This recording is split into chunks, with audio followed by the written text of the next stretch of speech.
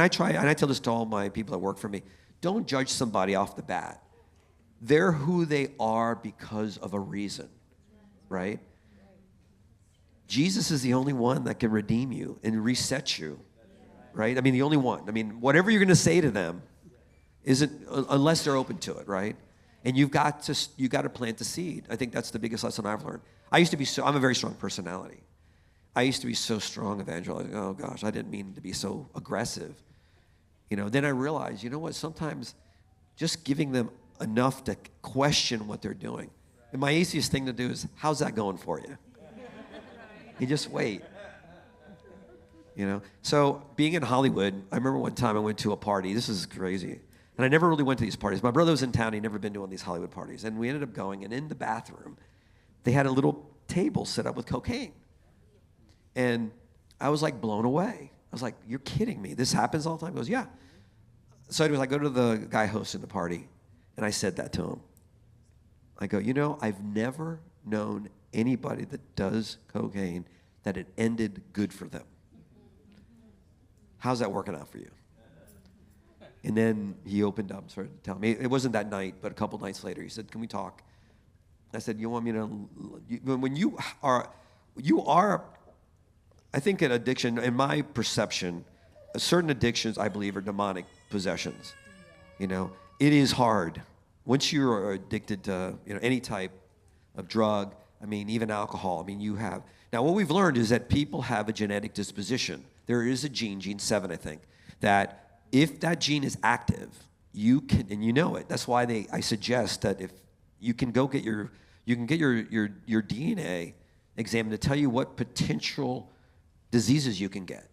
We now know that. We're just about to be able to splice into your DNA proteins that turn off your propensity to maybe have Alzheimer's, or we're close. It's going to be, the new medicine will be DNA rectification. They're close. they're real close. How do I know about it? What are the odds of this? I live in a city close to Huntsville, Alabama. The company that made the DNA, the DNA quadrome, the whole thing, the ones that mapped it, they're from there. And the guy, and I had a little vendors club, and the guy that started, his name is Mr. Huston Alpha, he was a member of my little club, and he ended up telling me what they were doing. And I was just, God puts me in these places. These are, just like each and every one of you, and including myself, this is an appointment that God made for you. And how he, the miracle, I would never cancel on Pastor because he'd kill me, but I was at the Stanley Cup 2 days ago. And, they could have carried on. And I knew God was going to have me here. That's the truth, because I put all my trust in him. And I'm just going to go. I'm going to go. I'm going to leave, the flight I had booked. But it was pretty interesting because I was getting a lot of pressure. But I always know God makes appointments for you, and you will make it.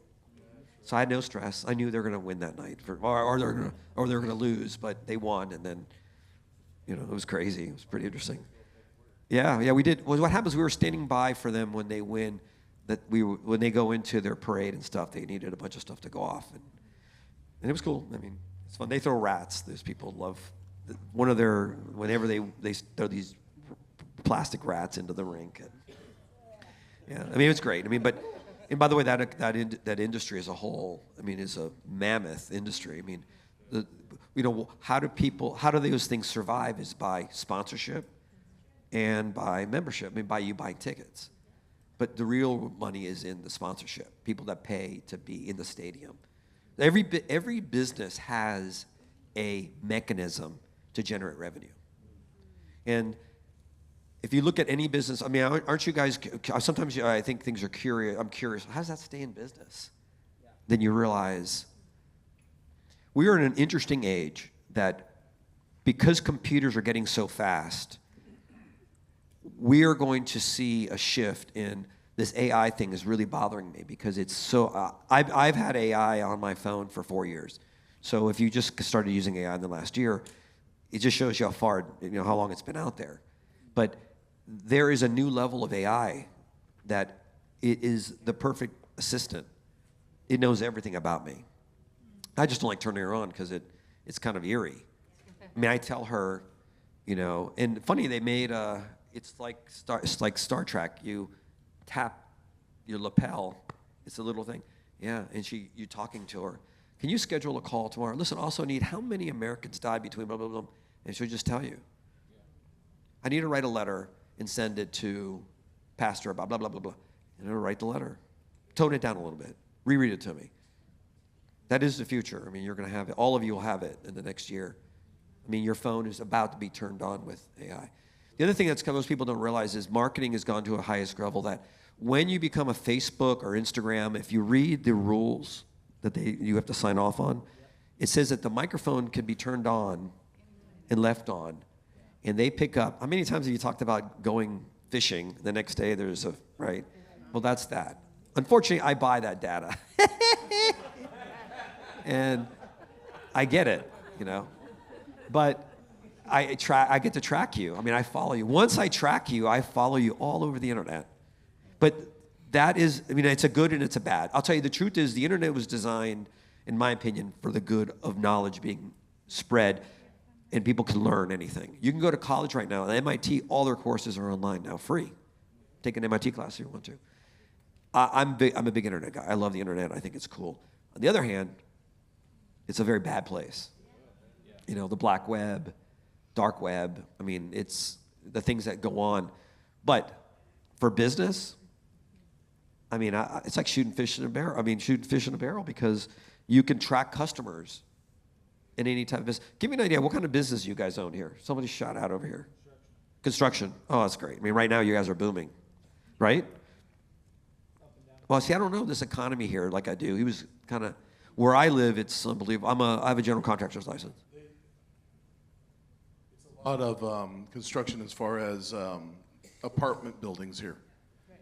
That just has to do with the government, everything, because they're giving, right now they're giving $750,000 for a company to build apartment buildings. So, the government is. So Section 8, correct? It has to include. Okay. It has to include Subsection 8. Yeah, it has to be a mixed to where it is Section 8. Yeah. So, me and what's your name? Affordable housing. Yeah. Yeah. What's your name? Zach. So if I lived here, me and Zach, I'd say, Zach, how many buildings you want to? I mean, how many apartment buildings you want to build? See, right now there's a shortage of housing. There is an 8 million home shortage in America. It's across the whole country. 8 million. I target certain industries. Like right now, I'm building for senior housing, small 1,000-foot little cottage. I call them patio homes, for in my town where I live. That it's like a little Disney community. You know, one road in, one road out. It's all landscaped because we don't have any housing for seniors. No one planned it. But I do Section 8, and that is a lucrative business because you get a check from the government, you know. But it's an easy business too, and all funding can come, you know. So if you know a guy like that, that's what I do. I've got a couple of builders I partner with. You know, I don't do a lot. I'm trying to less complicate my life because once you figure out how to make unlimited amount of revenue, you start to realize the fun of making money, particularly for entrepreneurs. How many of you have that disease of entrepreneurialness? You're always looking, right? Okay, yeah. Yeah, you know, what I tell you is, for me, and I can only relate this to God, but I pray to be released from my own limitations, right? I find that this is what happens is that you get so busy with existing that you forget that there's more out there. Okay, churches do it all the time. I'm gonna tell you right now. What's the oldest church in town? No, oldest church, the one that's been here the longest. It's a Methodist. Jason Lee. Okay, where is it located? Downtown. How big is the building? And how long has it been there? 100 and something years. How has it impacted the community? This is a, huh? They don't build above it. They don't look beyond what they already have. Many churches are the same, and businesses do the same thing. This is the scary thing, and I'm just going to go from the church side of it. The scary thing for most churches is they grow to about anywhere from 50 to 200 people. And then they go, you know what, we're paying the bills, we're existing, but to go beyond that is a huge it's a huge leap, because you go from about $300,000 a year budget to suddenly you're at $1.5 million. Anything over 200 people, you're in the millions for a ministry. Don't look at me like that. Well, you know, you only work 2 hours on Sunday. No, listen. If you're getting, then you do what we do as a church, where you do outreaches all the time. Now, all of a sudden, and you're ministering to the community, and you have a school. We have a university. We have a K through 12. We have 33 ministries that are out of this church. We feed the homeless. We do all the things. We're out on the street, all the stuff. Now you go from 1 million to 2 million. But you've got to think bigger than yourself as a business, and you can't be afraid to think outside of the box of doing something else. Listen, if God would release me, I would be like him. I would have so many businesses. It's not even funny, because that's just how I operate. I would have made this first. Out of a soup can. I'm just saying, I'm not being mean. I'm not being mean. What I'm saying is, but because God's called me, I am called as a pastor. I'm not called to be a business outside of this. I'm not interested in that. But what I am interested in is empowering you to be able to go do what I see can be done. Does that make sense? And so understanding, like my dad, okay, my stepdad, started a Fortune 500 company in his garage. And some of the business stuff I have is I've learned, okay, because I worked for him for a time. They started out with a hobby making printed circuit boards. As a hobby. Okay, this is back, I don't even know what year. Like, I was, it would have been like late 70s, early 80s. Huh? 70s, 80s, yeah. And they started a printed circuit company. They invested $5,000, and then they had to make a decision. Do we invest money into it and grow it, or do we just drop it and keep it as a hobby? So they invested $5 million. They got an investment of $5 million, and they built a company, and it became ESH Electronics, which is Electronics Storehouse. And they were making printed circuit boards for the government and for other countries and everything else they were tester computers. Back in the day, a computer A could not talk to computer B. They had to create a board that had never existed before, speaking a language that's never been spoken, so that those two can talk to one another. So one circuit board would cost $50,000. And so my dad grew this business out, him and his partner. Do you know where they found their employment at? They didn't go to other places that made printed circuit boards. My stepdad headhunted 7-Eleven, Pizza Hut. He went into the places, because sometimes you're looking for a good employee, but you're not looking in the right places.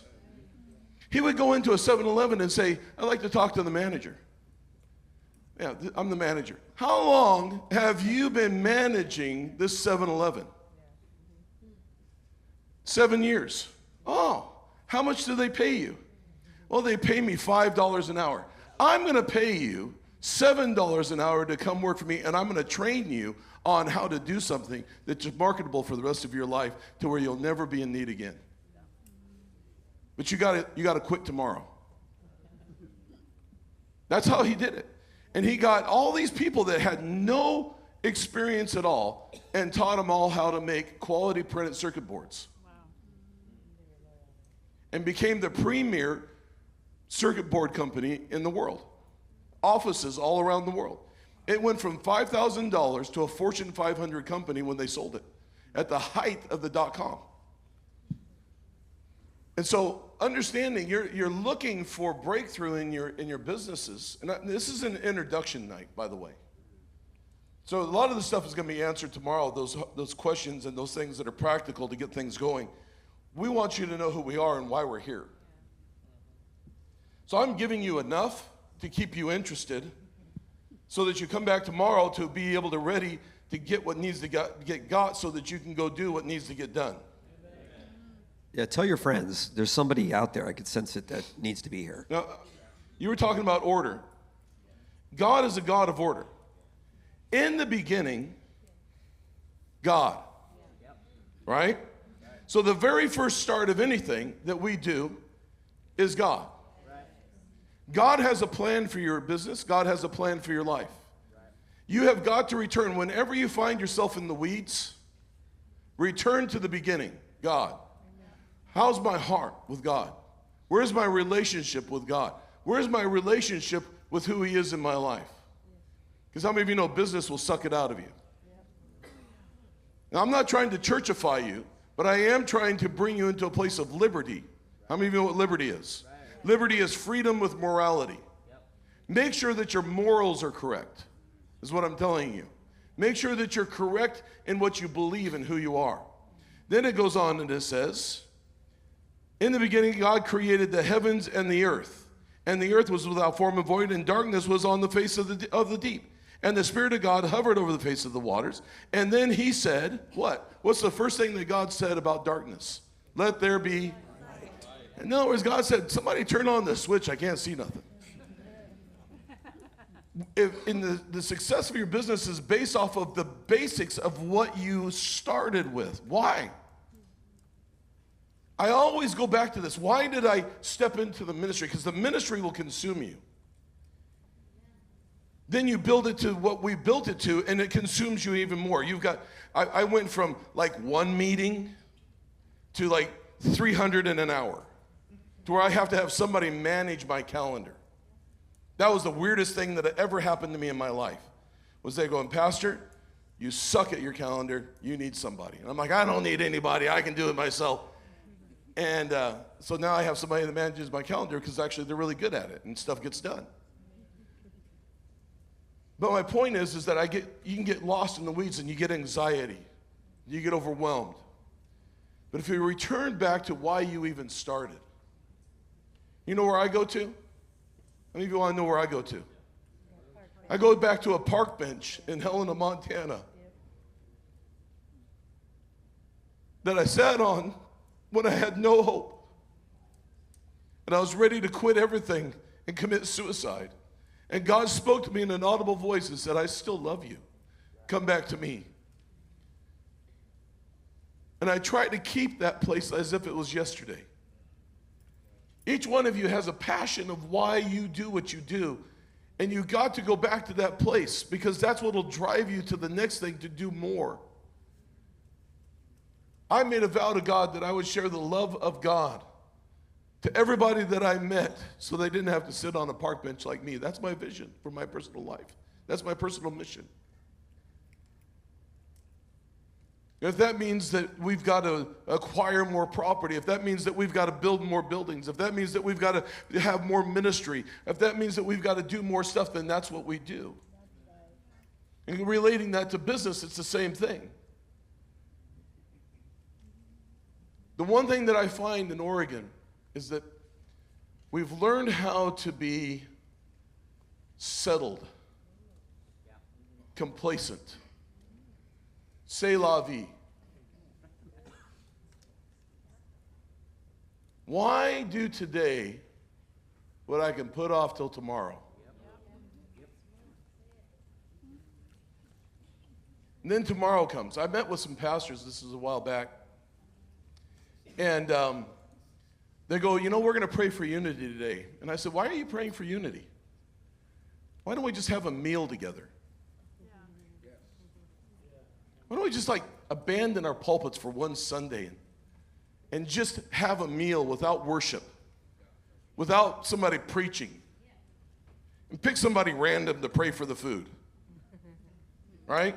And just sit down from one another and break bread with one another. And the pastors responded this way: we should pray about that.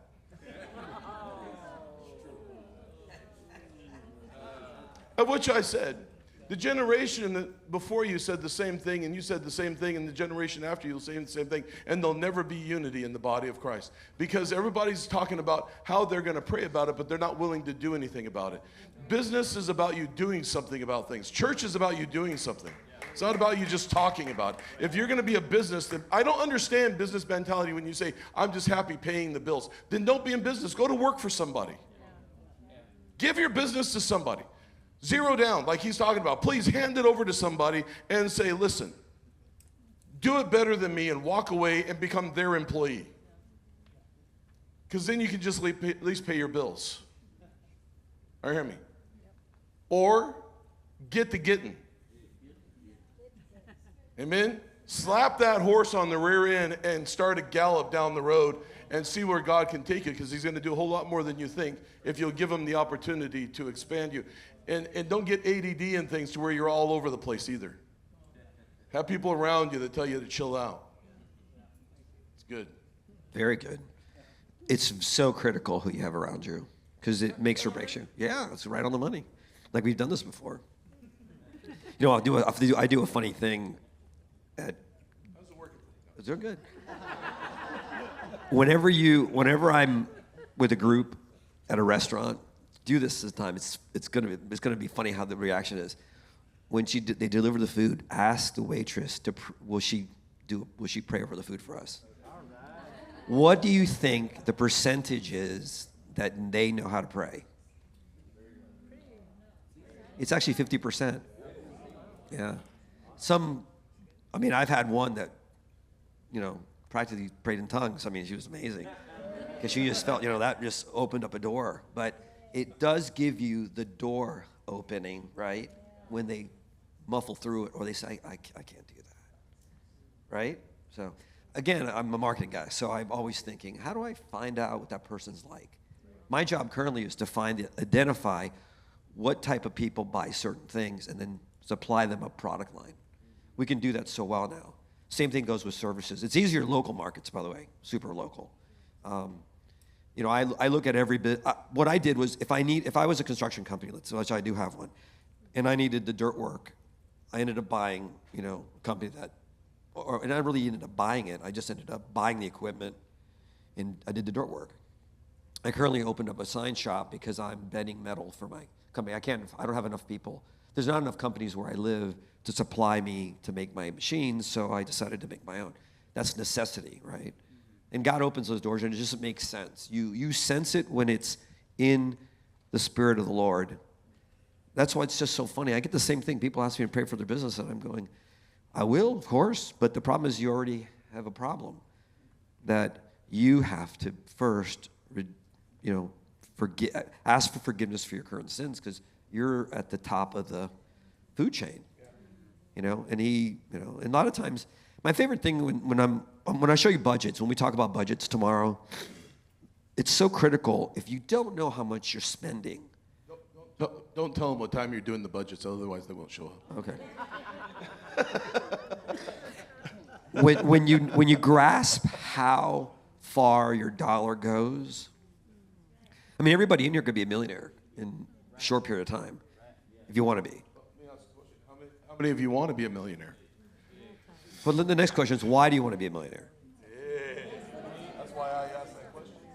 Okay, so because my father was a godly man, he prayed nonstop for me and my brother. We were immigrants, so it was a big deal. I was the first millionaire in my family. And I became a millionaire at a young age.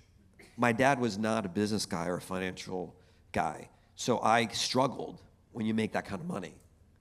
You buy things, how do you over leverage? You're making a couple $1 million, you spend a couple $1 million more.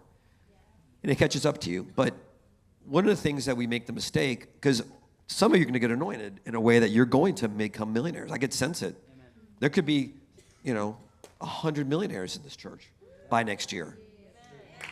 That's the goal. That's why I'm here. When I release the anointment on you peoples,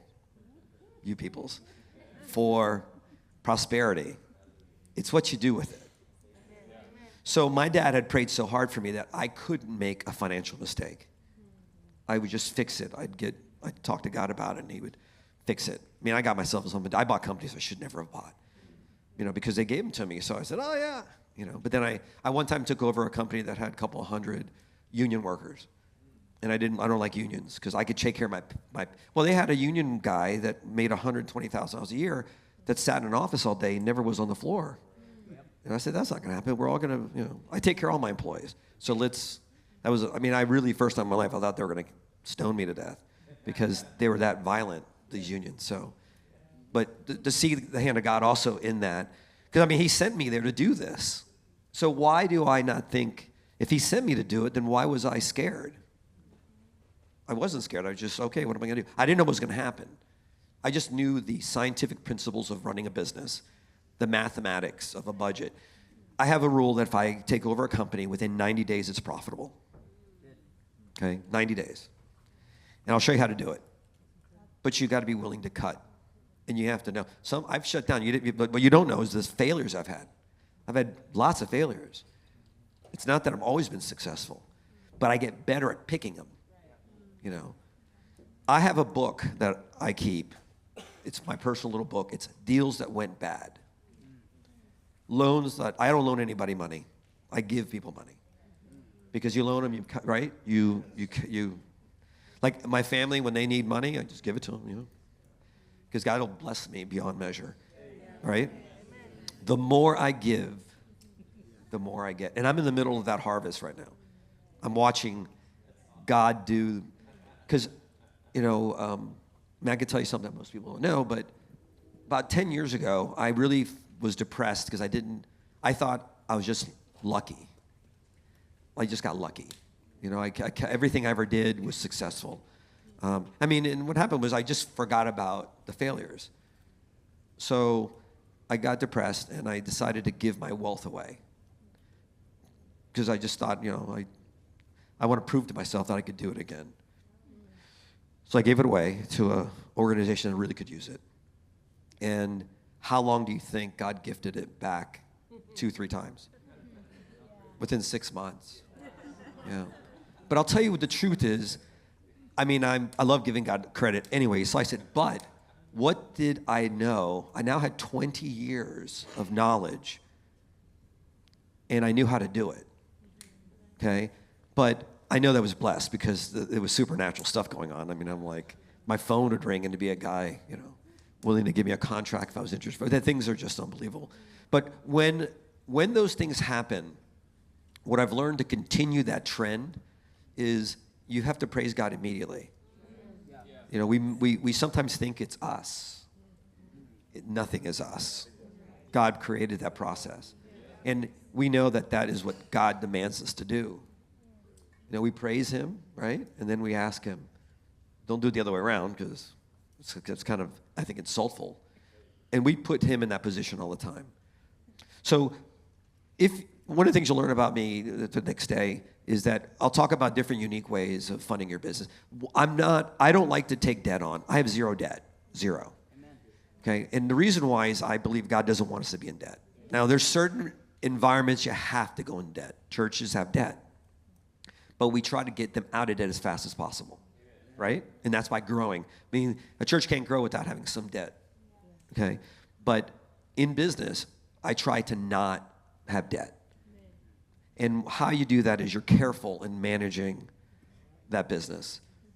And now I'll tell you the first mistake that most people do is they have a business, they're starting to do pretty well, and they decide to buy an asset, a recreational asset, okay? It could be a car. I'll give you the funny one that happened a couple of months ago. Somebody came to me and said, I'm in financial difficulties as well. I said, come over for dinner. We'll do what I do with everybody. I whip out this form you'll see, and we did his financial, and he was upside down $2,000 a month. This is a normal guy, has a 9-to-5 job. And he started a business after work, so it was a secondary, and they started to make some money, and then they decided he goes out and buys a brand new truck. And trucks aren't cheap anymore. And so he takes the truck home, and what's his wife say?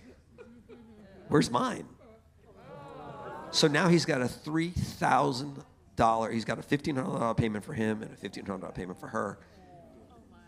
And they have and they've got a 9-to-5 job with kids, kids going to college. And so what did I tell him to do? And you can't when you're upside down, right?